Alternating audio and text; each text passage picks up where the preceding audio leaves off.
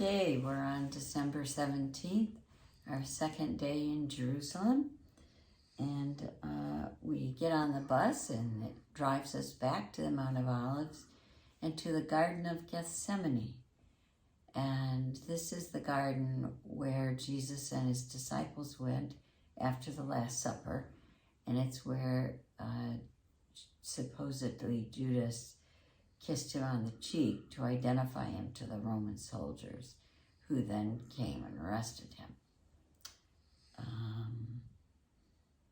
Let's see. And there's also a really interesting, beautiful church on site, but the church is not nearly as old as the garden itself. And it's a little bit dark inside, but very lovely. Yeah, I think the church was built in 1912 or something. It's called the All Nations Church because all these countries got together to build it. And it's very cool. And as Terry said, it's dark inside. And I think it's supposed to have an atmosphere of like the Garden of Gethsemane at night. Mm-hmm. And right next to it is an olive grove. And I've never seen trees that looked this old. I think redwoods may be that old, but they just don't look that old. Mm-hmm. These guys are old and gnarled, and they don't know how old they are because the centers of olive trees rot out, so you can't do ring dendrography on it to age them. Anyways, it was a very calming place, and you could look across the valley and see the walls of Jerusalem, and you could kind of fantasize about the Roman soldiers with their torches coming to get him. So it's a holy site, and there were a lot of people that came there, and one of them, or one group was these women from Africa, I think, that were singing, and that was very cool. Yeah, it's moving, really. Yeah. It's lovely. Added to the spirituality of the being there. Right.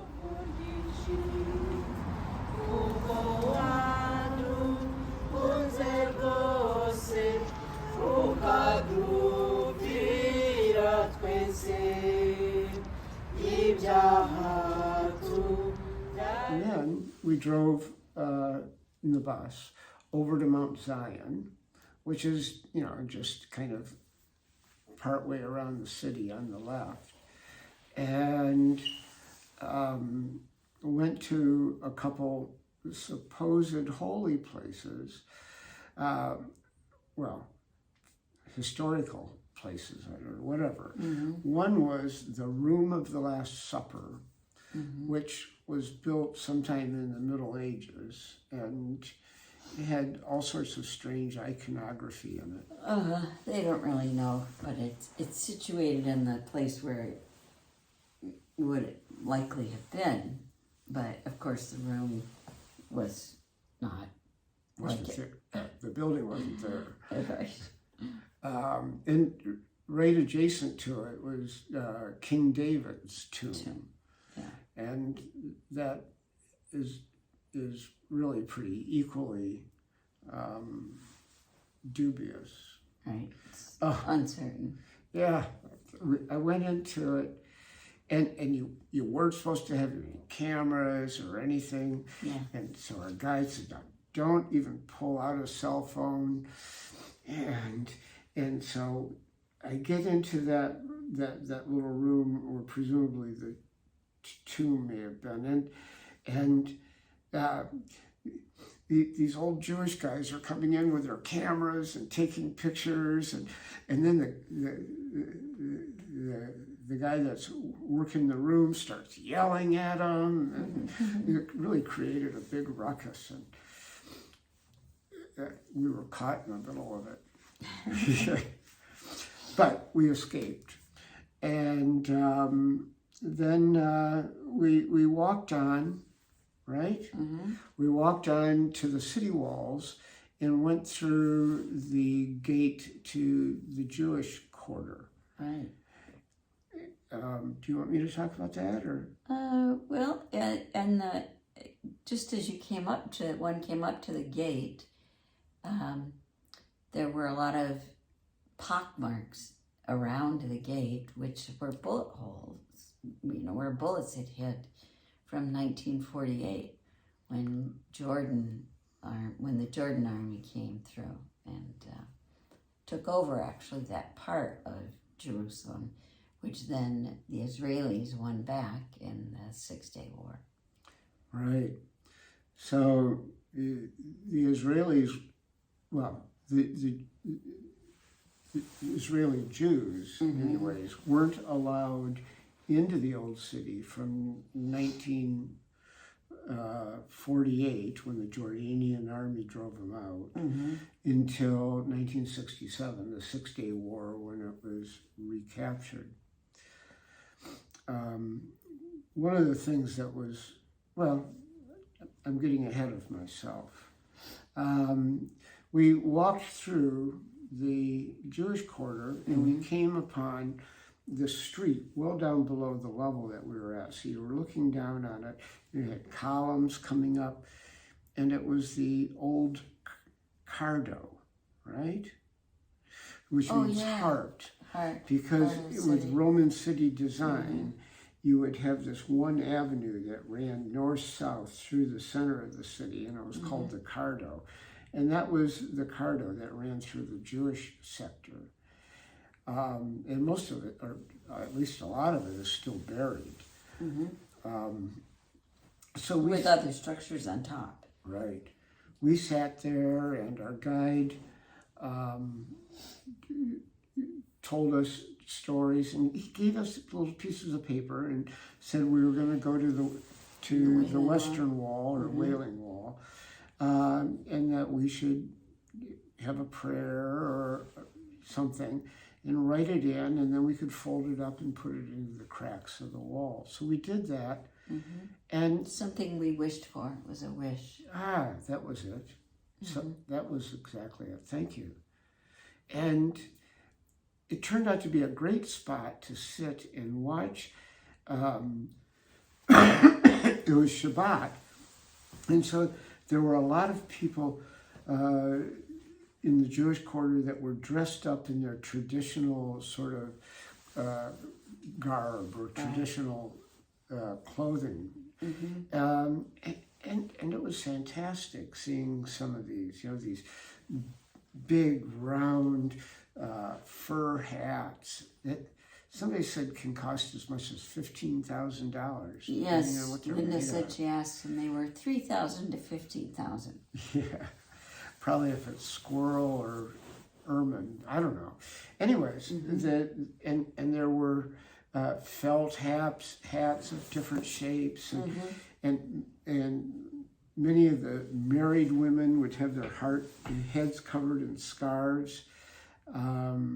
It was just, it was fascinating to sit there and watch. And then we went on to the Western Wall, aka the Wailing Wall, and we went down and we were able to touch the wall and make our wishes and put in the notes and send things on their way.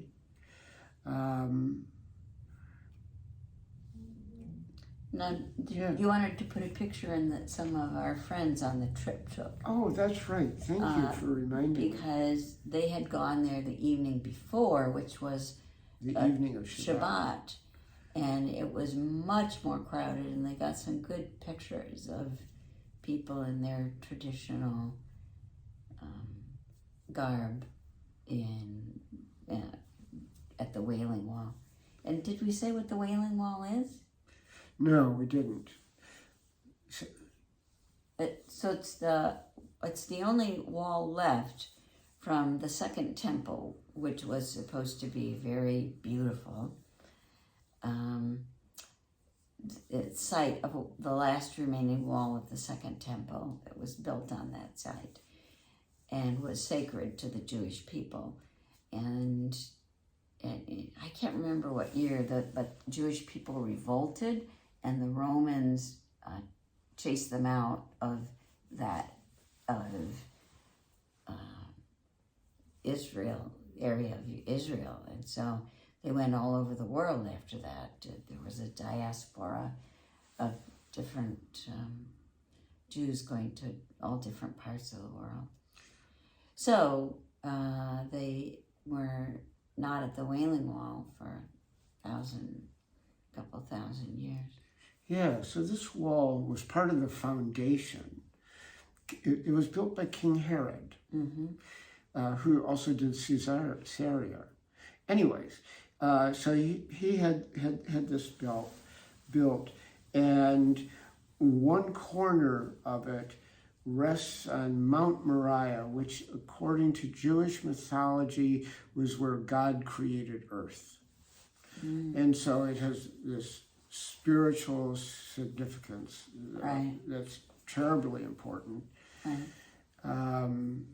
And so it's not part of the temple, it's part of the foundation of the mount that the temple is on, was on. Right. Anyways, we then walked on through the city and saw all sorts of good stuff. We ate too. We had a Jerusalem bagel. Oh yeah, we had a Jerusalem bagel. It's long, like about this long, about like this, and about this big around.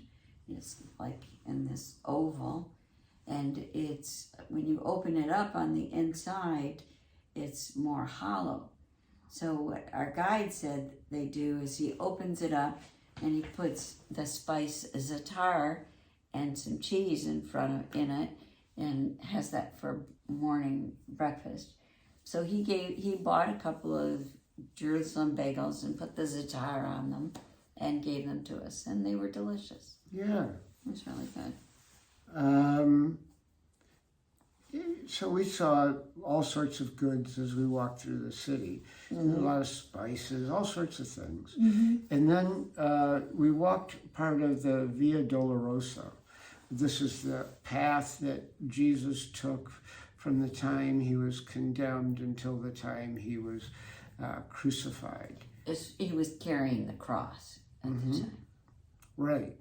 Through the streets. And so there's all these different stations. They're called Stations of the Cross, where different things happened. Maybe this is where he fell the first time or the second time, or this is where his mother Mary cried, and so forth. And it ends at the Church of the Sepulcher, where the last stations are, because this is where he was crucified and then buried. Supposedly. Right. So it was interesting following this path through what's all city now. And they have these placards up, and it's quite a deal there. And as I say, we ended up at the Church of the Sepulcher, which was built in sometime in medieval times. It was very ornate, and it was filled with people. It was really heavily trafficked. And one of the things I saw when we came in, I guess you saw it too, was there was a stone, this flat stone on the floor. And people were pouring water on it and wiping it with cloths, almost like they were scrubbing it. And then they would take those cloths and wipe objects with it. So it was like, Terry thought it was what? She fell asleep. It was the stone where they laid his body after the crucifixion. Yes, that's what they said. And so I think what they were doing is making holy water from rubbing it on the stone, and then putting it on objects, either to sell or as gifts or whatever. And then from there, we went to this Armenian restaurant and we ate. Again, yes. And the food was good and hearty. Right. So that's it. We're done.